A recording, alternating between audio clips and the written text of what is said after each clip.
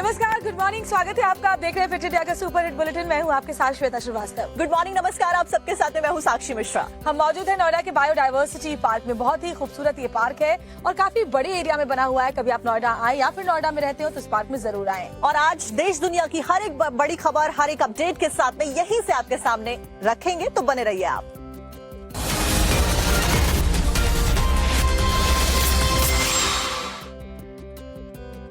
और सबसे पहले इस वक्त की बड़ी खबर का रुख करेंगे। आतंकी तहव्वुर राणा, जो कि कल स्पेशल विमान के जरिए अमेरिका से भारत लाया गया था, उसको एनआईए की 18 दिन की रिमांड पर भेज दिया गया है।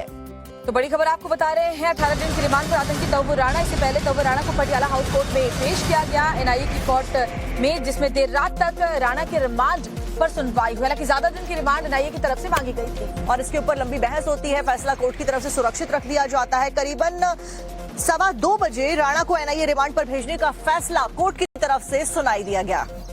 तो 18 दिन की रिमांड पर आतंकी तहव्वुर राणा, इस दौरान उससे तमाम सवालात किए जाएंगे। उसे पूछा जाएगा 26/11 में उसकी क्या भूमिका रही, कैसे उसने मास्टरमाइंड हेडली को साथ दिया। और हेडली, जो कि उसका बचपन का दोस्त बताया जाता है, देखिए पाकिस्तानी मूल का कनाडाई नागरिक है तहव्वुर राणा, और भारत ने प्रत्यर्पण के जरिए उसे यहाँ पर लेकर आए हैं। और इसी के साथ साथ में अब जो पूछताछ है वो तहव्वुर राणा के साथ में की जाएगी और तमाम सवाल किए जाएंगे, खास करके 26/11 को लेकर और तमाम आतंकी गतिविधियों को लेकर जिसमें उसकी संलिप्तता पाई गई थी, और उसके साथियों के बारे में भी तमाम जो सवाल है वो किए जाएंगे।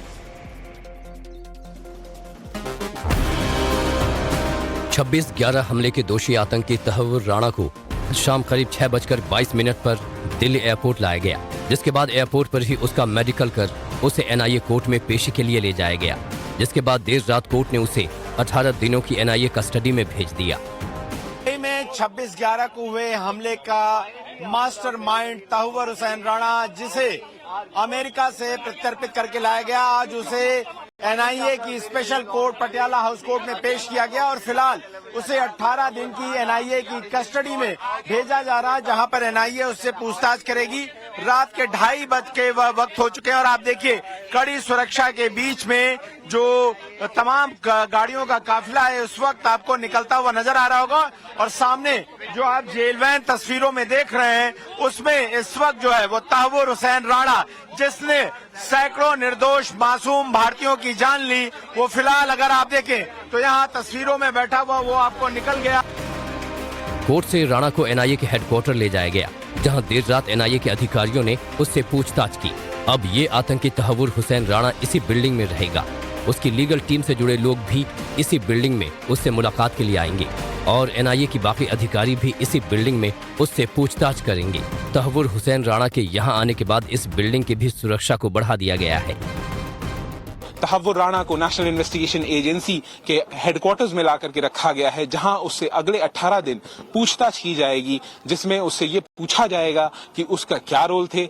जो भी एविडेंसेस नेशनल इन्वेस्टिगेशन एजेंसी ने सारे इकट्ठे किए हैं पिछले गए सालों में, उन सारे एविडेंस को तहव्वुर राणा के सामने रखा जाएगा और उससे ये भी पूछा जाएगा कि उसके साथ और कौन कौन से लोग इन्वॉल्व थे।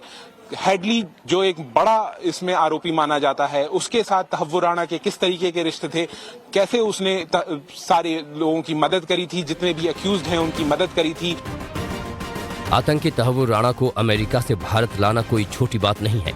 ये सिर्फ एक आतंकी के प्रत्यर्पण का मामला नहीं है, बल्कि तहव्वुर राणा को भारत लाना पूरी दुनिया को एक मैसेज है कि जो भी भारत से दुश्मनी करेगा, उसके खिलाफ साजिश करेगा, नया भारत उसे छोड़ेगा नहीं, फिर वो चाहे दुनिया में कहीं भी छुप जाए या छुप जाने की कोशिश कर ले। और एक और जो बड़ी खबर आज की है, चलिए वो भी आपको बताते हैं। आज जुमे पर मुस्लिम संगठनों का प्रदर्शन। देखिए, वक्फ संशोधन कानून लागू हो चुका है देश में और इसको लेकर देश के अलग अलग हिस्सों में लगातार प्रदर्शनों का दौर जारी है। कल भी जहां प्रदर्शन लगातार जारी रहे, वहीं आज भी इसके खिलाफ में तमाम जो मुस्लिम संगठन है वो बड़े स्तर पर प्रदर्शन का ऐलान कर चुके हैं। और आज क्योंकि वक्फ संशोधन बिल के कानून बनने के बाद में पहला जुमा पड़ रहा है, ऐसे में और भी ज्यादा सुरक्षा टाइट रखी गई है। कल आपने देखा था कैसे भोपाल से लेकर के पश्चिम बंगाल के कई इलाकों में जबरदस्त विरोध प्रदर्शन हुआ था। बड़ी तादाद में लोग, मुस्लिम समुदाय के लोग इकट्ठा हुए थे और वक्फ कानून के खिलाफ विरोध प्रदर्शन कर रहे थे। और ऐसे में एक बार फिर से, क्योंकि जुमे की नमाज अदा की जाएगी, ऐसे प्रदर्शनों के आसार नजर आ रहे हैं। और all India Muslim personal law board की तरफ से भी यही ऐलान किया गया। ऐसे में संभल हुआ या उत्तर प्रदेश के अन्य जिले हुए, वहां पे सुरक्षा के पुख्ता इंतजाम है। भोपाल में भी पुख्ता इंतजाम सुरक्षा के किए गए हैं। इस्लाम के एतबार से शरीयत के भी खिलाफ है, विरोध में है, और उससे बढ़कर ये बात भी है कि वो देश के संविधान के भी खिलाफ है। संविधान की धारा 14, 25, 26, 29 वो सबका विरोध में है। तो जाहिर है कि जब संविधान के खिलाफ कोई चीज़ है, कानून बनाया जा रहा है, तो गलत कानून बनाया जा रहा है, तो उसका विरोध करने के लिए पर्सनल लॉ बोर्ड ने पूरे देश व्यापी एक आंदोलन चलाने का फैसला किया है 10 अप्रैल से और 7 जुलाई तक। तो यहाँ राजस्थान में उसी के लिए हमने एक कार्यक्रम बनाया है कि हम यहाँ जो जॉइंट कमेटी तहफ़्फ़ुज़ औक़ाफ़ बनी हुई है, जिसमें कई संगठन शामिल हैं, तो हमारे दूसरे धर्म के जो लोग हैं या जो संगठनों के लोग हैं, उन सब के सहयोग से हम राजस्थान में भी इस आंदोलन को लेकर के जाएंगे, आगे बढ़ेंगे। तो वहीं कल कोलकाता से भी तस्वीरें सामने आई, जहां पर बड़ी तादाद में जो लोग थे वो इकट्ठा हुए और वक्फ कानून के खिलाफ में जमकर नारेबाजी करते हुए देखे गए। बिल्कुल, इन लोगों ने एक बस पर भगवा झंडा लगा था, उसे भी उतरवा दिया और साथ ही इसका वीडियो भी वायरल हुआ है। वक्फ कानून को वापस लेने की मांग लगातार यहाँ पर मुस्लिम समुदाय के जो लोग हैं कुछ वो कर रहे हैं।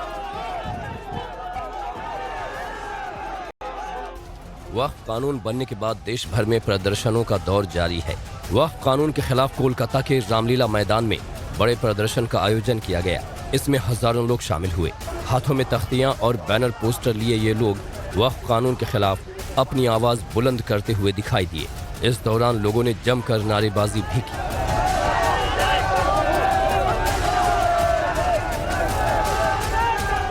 ये बिल हम नहीं चाहते, हमारे बारे में कुछ नहीं आए। ये जो आइन किया है ये हम लोगों को ठकाया है, हम लोगों को झूठ कह के हमारे जमीन को हड़प करने का एक तरीका साजिश है। हमारा जो जमीन है वक्त का हम जो मस्जिद में दिया, हमारा जो जमीन मस्जिद में दिया वो तो वक्त करके दिया, वो हर आदमी का है। तो वो सरकार सरकार का आपस में ले लेंगे तो कब बताएंगे जब यहाँ पर नमाज नहीं चलेगा तो हमको मानना पड़ेगा। तो कोलकाता में इस कानून के खिलाफ जगह जगह प्रदर्शन हुए। प्रदर्शनकारियों ने यहाँ एक बस को घेर लिया। इस बस पर भगवा झंडा लगा था, जिसे प्रदर्शनकारियों ने पुलिस की मौजूदगी में उतार दिया।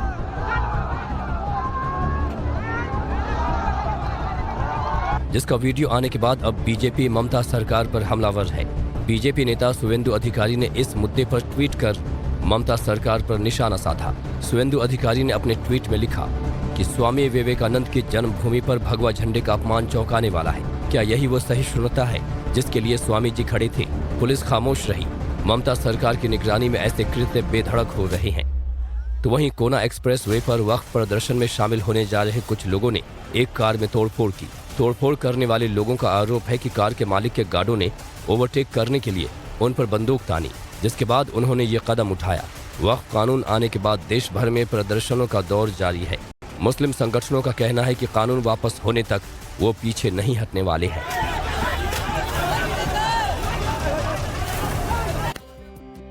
और कोलकाता में हुई जमीयत के इस रैली में जमकर भड़काऊ बयानबाजी भी की गई।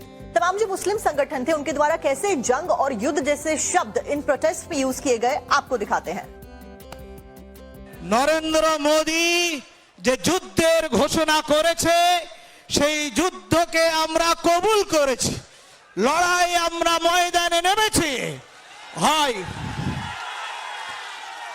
জং আমরা শুরু করিনি, দেশের ভেতরে ভ্রাতৃত্ব বোধকে ভেঙে দেওয়ার চক্রান্ত আমরা করিনি। আমরা ঐক্যবদ্ধভাবে চলতে চেয়েছি। যারা ইংরেজের নীতি নিয়ে ভারতবর্ষের ভাগ করতে চেয়েছে এবং গৃহযুদ্ধ লাগাতে চেয়েছে তার বিরুদ্ধে সংগ্রাম করার জন্য এখানে উপস্থিত হয়েছি। আমরা জানি জিতলে শহীদ নয়তো গাজী। এই তো যাদের নেশা, তাদের নিয়ে খেললে পারে হবে ফল সর্বনাশা। আজকে আমরা এর জন্য এসেছি। সুতরাং লড়াই তো শুরু, আমরা সংগ্রাম করতে এসেছি। জিতলে গাজী হব, নয়তো শহীদ হব। इंटरनेशनल आज उसके मुकाबले काफी कम गर्मी है दिल्ली एनसीआर में, क्योंकि देखिए लगातार 2 दिन तक 45 डिग्री का टॉर्चर झेलने के बाद दिल्ली एनसीआर समेत उत्तर भारत के कई राज्यों में बारिश हुई है। लेकिन कल जहां पर बारिश हुई उसकी वजह से कई लोगों की मौत भी हुई है। जो आंकड़ा सामने आया है उसके मुताबिक बिहार में 25 और उत्तर प्रदेश में 22 लोगों की मौत तेज आंधी और तूफान की वजह से हुई। आने वाले दिनों में भी बारिश होने वाली है। मौसम विभाग के द्वारा ये अलर्ट जारी किया गया है। आज दिल्ली एनसीआर में बारिश हो सकती है, इसका अनुमान मौसम विभाग की तरफ से जारी किया गया है। कश्मीर से लेकर बिहार तक बारिश और आंधी तूफान के चलते तापमान में जहां गिरावट महसूस की गई, तो वहीं बेमौसम बारिश मुश्किलें भी लेकर के आई है। हालांकि देखिए अभी सुबह के 7 बज रहे हैं और हम नोएडा में मौजूद है। अभी हल्की धूप जरूर नजर आ रही है, निकल गई है, लेकिन फिलहाल आज भी जो अपडेट है उसके मुताबिक यही है कि बारिश हो सकती है शाम तक। कश्मीर के तमाम हिस्सों में बर्फबारी का दौर जारी है। सड़कों पर बर्फ को हटाने का काम भी चल रहा है। श्रीनगर के मुगल रोड से बारिश के बीच बर्फबारी को हटाकर रास्तों को खोला गया है और ये 7 तस्वीरें इस वक्त आपके सामने हैं। तो देश के तमाम हिस्सों में कल देर शाम से ही बारिश और आंधी तूफान का दौर देखने को मिला। कश्मीर के तमाम हिस्सों में बर्फबारी हुई है। यूपी के गाजियाबाद से लेकर लखनऊ तक आंधी तूफान के साथ में तेज बारिश देखने को मिली। कई जगहों पर जलभराव के हालात भी पैदा हो गए और इसी की वजह से कई लोगों की मौत भी हुई है। आज दिल्ली एनसीआर में फिर से बारिश हो सकती है, मौसम विभाग ने इसका अनुमान जताया है।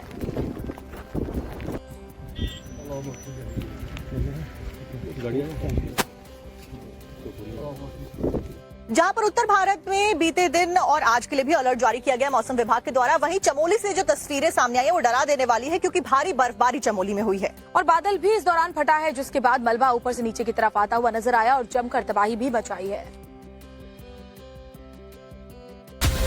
सड़क पर भारी सैलाब, मार्केट में भरा मलबा, पहाड़ तोड़ आया प्रलय, बादल फाड़ तबाही से त्राहिमाम।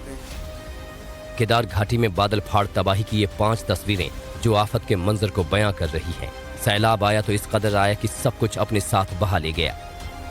ये हमारी गाड़ी फंस गई, बह गई हमारी गाड़ी की बाइक। भयंकर रूप ले लिया, भयंकर रूप। इसमें आदमी भेजा आदमी, जब गाड़ी भे गई तो आदमी भेजा अंदर। चमोली के नंद्र प्रयाग से बादल फटने की खबर सामने आई है। इसके बाद पहाड़ से उतरा सैलाब मार्केट में घुस गया। सैलाब के साथ आए मलबे की रफ्तार इतनी थी कि दुकान के सामने खड़ी बाइक भी साथ में बह निकली। पानी की स्पीड 100 की है, इसमें 100 की स्पीड पानी की, भाई साहब इसकी पानी में आदमी भेजा इसमें। ये हमारी दुकान के आगे का हाल है भाई साहब। ये पानी की स्पीड इस समय 100 से ज्यादा की है। बेमौसम बारिश का पानी दुकानों में जा घुसा। पानी के साथ पहाड़ से बहकर आया मलबा सड़क पर फैल गया, तो दूसरी ओर सैलाब का प्रचंड प्रवाह पहाड़ को चीरकर सड़क पर झरने की तरह बह निकला, जिससे पहाड़ का मलबा सड़क पर आ फैला और सड़क पूरी तरह से जाम हो गई। पहाड़ से बहते मलबे के झरने का वीडियो भी सामने आया है। हालांकि प्रशासन के मुताबिक अचानक हुई बारिश से किसी तरह का नुकसान नहीं हुआ है। फिलहाल कोई ऐसी अप्रिय घटना की सूचना प्राप्त नहीं हुई है। केवल नंदप्रयाग में एक गदेरे में पानी अचानक काफी आ गया है, जिसमें मलबा भी काफी मात्रा में आया, लेकिन कुछ तरह की जनधन की हानि रिपोर्ट नहीं हुई है। प्रशासन के मुताबिक कोई हताहत नहीं हुआ है, लेकिन बादल फाड़ तबाही के निशान पहाड़ पर नजर आ रहे हैं। किसी तरह से सैलाब डाइवर्ट होकर बाजार की ओर पहुंचा। अब चमोली की बात करते हैं रुद्रप्रयाग भी। यहाँ भी बारिश का जमकर तांडव देखने को मिला है और यहाँ भी तबाही के मंजर साफ नजर आए। बेमौसम हुई इस बारिश की वजह से रुद्रप्रयाग के कई रास्ते जो हैं वो बाधित हो गए हैं। लंबा ट्रैफिक जाम लगा हुआ नजर आया। इसके साथ साथ में जो वहाँ की नालियां थी उसमें पानी भर गया, जिसकी वजह से कॉलोनीज में रहने वाले लोगों को खासा दिक्कतों का सामना करना पड़ रहा है। केदारनाथ हाईवे पर पहाड़ी से मलबा गिरा। तेज बारिश से गदरों में भी उफान आ गया है। अफरा तफरी का माहौल देखने को मिला। आसपास के लोगों ने किस तरह से भागकर अपनी अपनी जानें बचाई हैं। रुद्रप्रयाग के कई इलाकों में मूसलाधार बारिश के साथ में ओले भी गिरे हैं। केदारनाथ हाईवे पर बांसवाड़ा के पास में पहाड़ी से जो मलबा था वो भी नीचे आता हुआ देखा गया और इसी में लोगों में अफरा तफरी मच गई। जैसे ही पहाड़ी से मलबा नीचे आता हुआ दिखा, भारी बारिश के बाद लोग डर गए, सहम गए और इधर उधर भागते हुए नजर आए और लंबा जाम भी लगा हुआ देखा गया। और साथ साथ में तस्वीरें आपको दिखा रहे हैं केदारनाथ हाईवे पर पहाड़ी से मलबा जब गिरा और तेज बारिश से गदेरों में तूफान आया। 3 तस्वीरें फिलहाल आप अपनी स्क्रीन पर देख रहे हैं। तो देखिए कैसे लगातार हो रही मूसलाधार बारिश ने मैदानी इलाकों के साथ साथ पहाड़ी राज्यों में भी जमकर तबाही मचाई है। बेमौसम की बारिश ने कई जगह लोगों के लिए मुश्किलें खड़ी करी हैं और सिर्फ इतना ही नहीं, कई जगहों पे कई राज्यों में तो लोगों की जानें तक गई हैं। रुद्रप्रयाग की तस्वीरें जरा आप देखिए। मूसलाधार बारिश के बाद पहाड़ों से मलबा नीचे की तरफ आता हुआ दिखा, रास्तों को भी प्रभावित किया।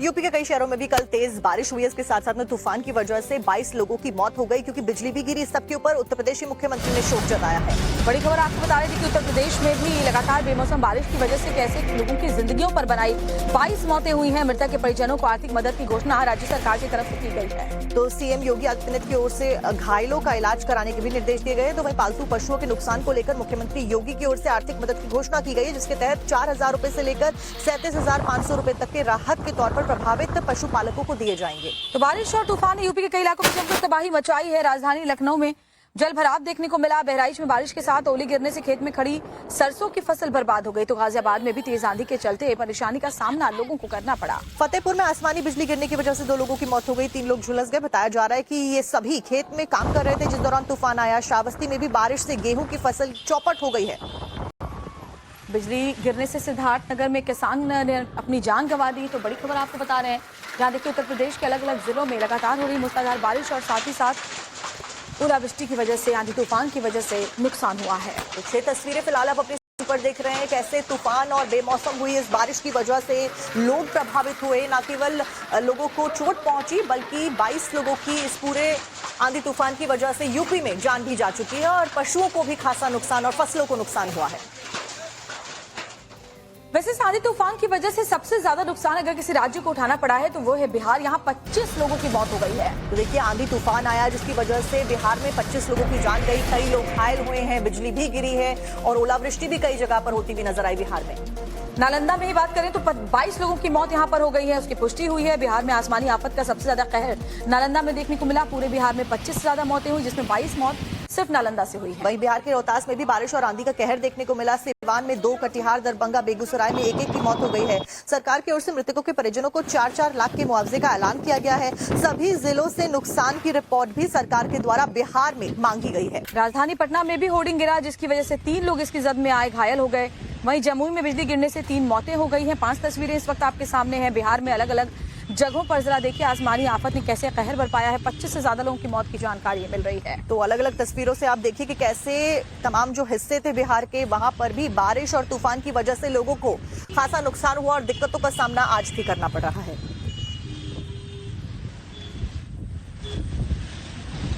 बेमौसम हुई इस बारिश की वजह से सबसे ज्यादा नुकसान नालंदा का हुआ है। 22 लोगों की मौत अकेले नालंदा में ही हुई है बताया जा रहा है कि बिजली का पोल गिर गया, उन्हें अंधेरे में ही गुजारनी पड़ी। मंदिर हो, घरों की छत हो, सबको भारी नुकसान पहुंचा है। पेड़ धराशायी, भारी तबाही, आफत का मंजर, सैलाबी कहर, आसमानी आफत, बर्फी मुसीबत, तूफान और बिजली 22 की जान ली। टूटे पेड़, धराशायी दीवार, सड़क पर सैलाब, आफत की मार और ये चीख पुकार।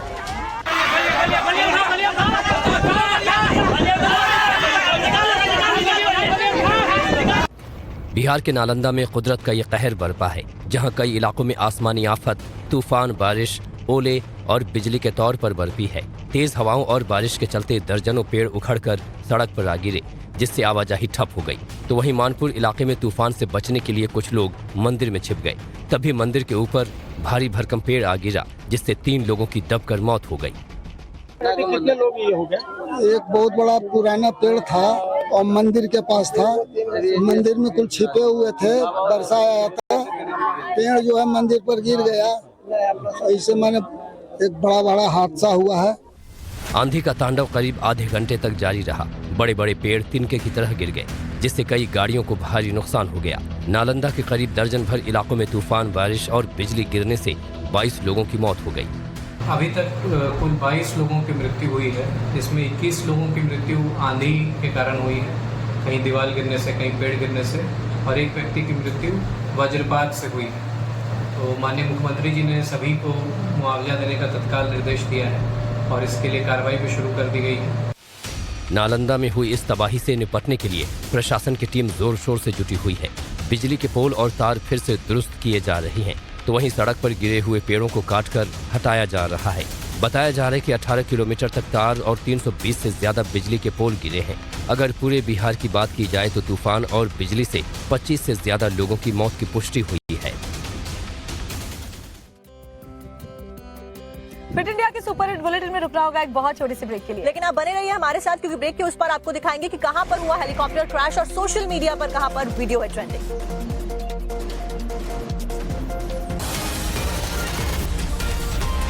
खबर यूपी के बनारस से, जहां पर प्रधानमंत्री नरेंद्र मोदी का आज दौरा है। सुबह 10 बजे प्रधानमंत्री बनारस आज पहुंचेंगे। उनका संसदीय क्षेत्र है वाराणसी और प्रधानमंत्री 44 परियोजनाओं का लोकार्पण करने वाले एक जनसभा को भी इस दौरान पीएम संबोधित करेंगे। ऐसे में क्या कुछ उनके द्वारा कहा जाता है देखना महत्वपूर्ण। आपके साथ ये भी बता दें कि लाल बहादुर शास्त्री इंटरनेशनल एयरपोर्ट से मोदी हेलीकॉप्टर से मेहंदीगंज के जनसभा स्थल जाएंगे, जहां पर 44 परियोजनाओं की सौगात देने जा रहे हैं। वाराणसी को पीएम 85वें घाट की भी सौगात देंगे। देखिए, पिछले 11 साल में मोदी 50वीं बार वाराणसी जा रहे हैं, यानी अपने संसदीय क्षेत्र जा रहे हैं और बार बार हमेशा वो कहते हैं कि काशी से उनका खासा लगाव है।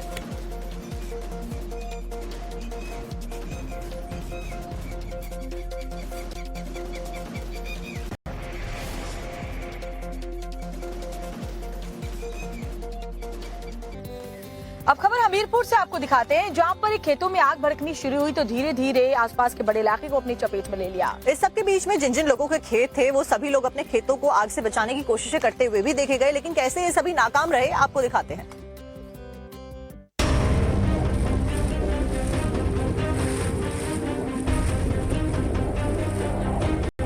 यूपी के हमीरपुर की मोहदा तहसील में गुरुवार को अचानक खेतों में आग लगी तो कुछ ही देर में इस आग ने किसानों की सैकड़ों बीघा की लहलहाती फसल को जलाकर सुहा कर दिया।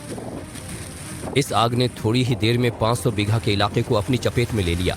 खबर है कि हमीरपुर के कमहरिया और मसगंवा गांव के 17 किसानों की लगभग 80 बीघा गेहूं की फसल जलकर राख हो गई। किसानों के मुताबिक आग की लपटें तेज हवा की वजह से बहुत तेजी से चारों तरफ फैलने लगी थी, जिससे काफी ज्यादा नुकसान हुआ। ये आग कितनी भयंकर थी, इस बात का अंदाजा आप इसी बात से लगा सकते हैं कि आग की भयंकर लपटों को काबू करने के लिए मौके पर पहुंची दमकल विभाग की गाड़ियों का पानी बार बार खत्म हो जा रहा था, लेकिन आग बुझने का नाम नहीं ले रही थी। इसी आग के बीच जब एक हिरन का छोटा बच्चा फंसा तो गांव वालों ने उसका तुरंत रेस्क्यू किया और धधकते खेत से उसे बाहर निकाला। वैसे तो इस आग पर करीब 5 घंटों की कड़ी मशक्कत के बाद बड़ी मुश्किल से फायर ब्रिगेड की टीम ने काबू पा लिया, लेकिन आग किस वजह से सबसे पहले शुरू हुई थी इसकी जानकारी अब तक सामने नहीं आ सकी है।